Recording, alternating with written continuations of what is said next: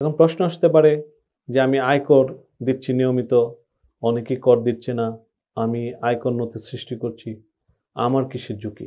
কয়েকটি পয়েন্ট আপনাকে বলতে পারি।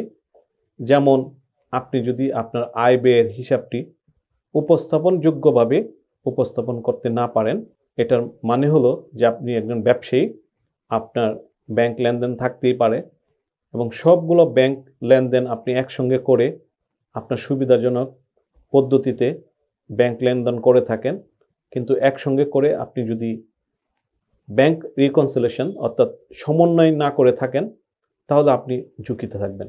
ড্রাইভিং জানেন, কিন্তু পাশাপাশি আপনাকে মনে রাখতে হবে যে আপনার রাস্তায় গাড়ি একা না, আপনার সঙ্গে অন্য কেউ এসে আপনার সঙ্গে অ্যাক্সিডেন্ট বা দুর্ঘটনা ঘটাতে পারে।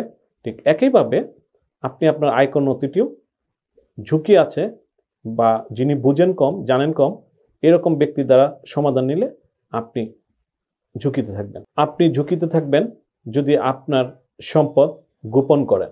আয়কর বিভাগ ইতিমধ্যে কিছু অটোমেশনের কার্যক্রম এবং কর্মসূচি গ্রহণ করেছেন, যাতে আপনি আপনার সম্পদ গোপন করলে এটা আবিষ্কার হয়ে যাবে। তাহলে আমরা ধরে নিতে পারি যে আপনি আপনার উপস্থাপনা ভুলের কারণে ঝুঁকিতে আছেন, আপনি আপনার সম্পদ, তথ্য এগুলো গোপন করার জন্য বা এগুলো আপনি সময়মতো উপস্থাপন না করার কারণে ঝুঁকিতে আছেন।